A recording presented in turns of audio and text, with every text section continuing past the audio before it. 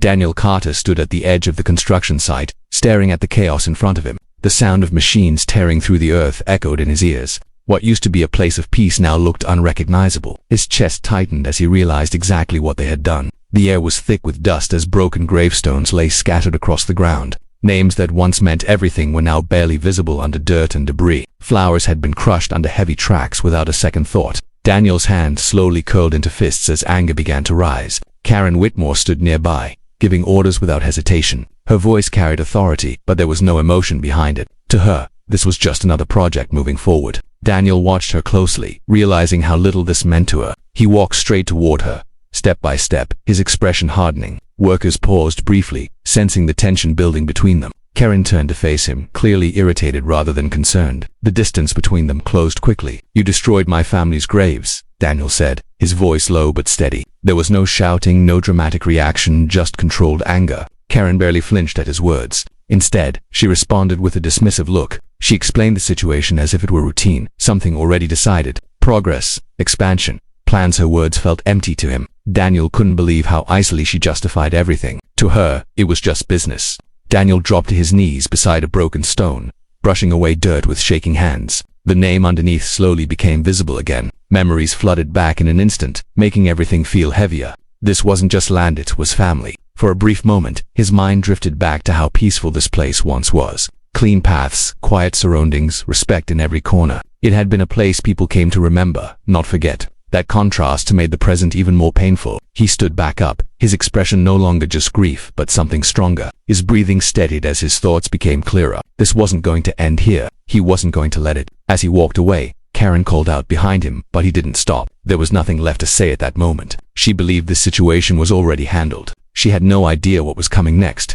Daniel sat late into the night, surrounded by old papers and records. Every document told a story, and he was piecing it together carefully. He wasn't rushing, he was understanding. And the more he read, the more determined he became. Maps and notes spread across his desk revealed patterns he hadn't noticed before. Something about the layout didn't seem right. The deeper he looked, the clearer it became that things weren't as simple as they seemed. That realization changed everything. He picked up his phone and made a few quiet calls. His tone was calm, but his words carried weight. He wasn't asking for help, he was setting things in motion. The plan was beginning to form. By the next morning, Daniel wasn't alone anymore. He met with professionals who understood how to handle situations like this. Their conversations were focused and precise. There was no room for mistakes now. Soon after, people began marking areas around the neighborhood. Small flags and measurements appeared, drawing attention from residents. It didn't look dramatic, but it meant something important. Change had already begun. Karen noticed the activity and watched from a distance. Her usual confidence seemed slightly shaken.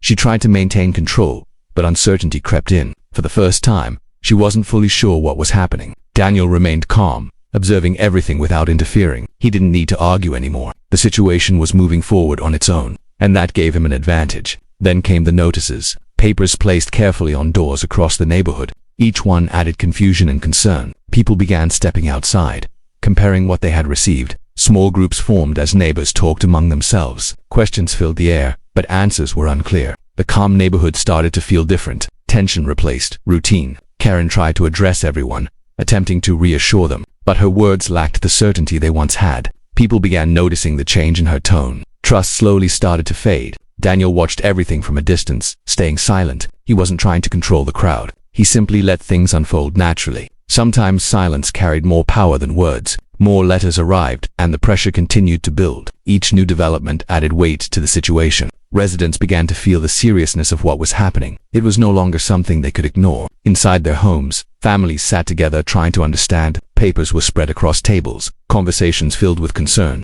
No one had clear answers, and that uncertainty made everything worse. Karen found herself alone more often, thinking through everything that had happened. The control she once had was slipping away. She could feel it in every interaction, and it was getting harder to hide. Daniel continued working with his team, focused and steady. He wasn't reacting emotionally anymore. Every move was planned carefully. He knew exactly where this was heading. The residents gathered again, this time more frustrated. Voices were louder, questions sharper. The situation was no longer calm. Pressure had turned into confrontation. Karen stood in front of them trying to respond, but it was different now. She no longer had clear answers. The confidence she once showed had faded, and everyone could see it. Soon, attention from outside the neighborhood began to grow. Cameras appeared, and people started asking questions. What was once a local issue was becoming something bigger, and it couldn't be hidden anymore. Karen was approached with direct questions she wasn't ready for. Her usual responses didn't come easily this time. She hesitated, searching for the right words. But silence spoke louder than anything she could say. Inside homes, residents watched everything unfold.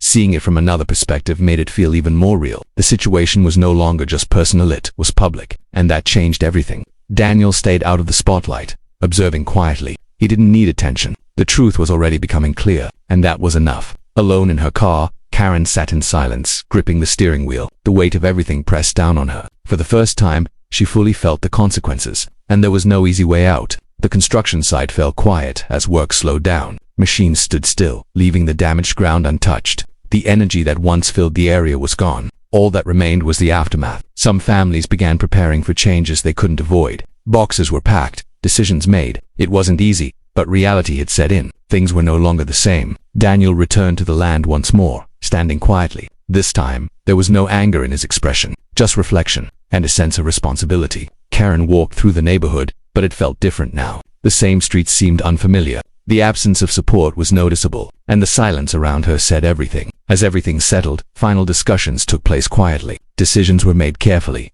without emotion. The situation had reached its conclusion. There was no turning back. Karen sat alone, no longer surrounded by authority or control. The outcome was clear now. What once felt powerful was gone, and all that remained was acceptance. Daniel stood outside one morning, looking at the calm surrounding. There was no celebration in his expression, just quiet understanding. Some things didn't need words. The land was restored with care and respect. It wasn't perfect, but it was meaningful. What had been damaged was now honored properly, and that mattered. Life in the neighborhood slowly returned to normal. People adjusted. Routines came back. The tension that once filled the air faded, but the memory remained. Karen left quietly, without attention or resistance. There was nothing left to hold on to. Her presence faded just as silently as it had changed, and the chapter closed. Daniel spoke briefly with a few residents, calmly and respectfully. There was no anger left in his voice, just clarity, and people listened differently now. Flowers were placed gently where they belonged. Names were remembered again with care. The space felt peaceful once more, and that peace meant everything. From a distance, the neighborhood looked unchanged, but those who lived there knew better. What happened had left its mark, a reminder that wouldn't fade. Daniel stood one last time, looking out over the land. His expression was calm, steady. No anger, no regret, just close around the quiet peace he had fought for. Like, subscribe, and let me know where you're watching from. The quiet peace he had fought for. Like, subscribe, and let me know where you're watching from.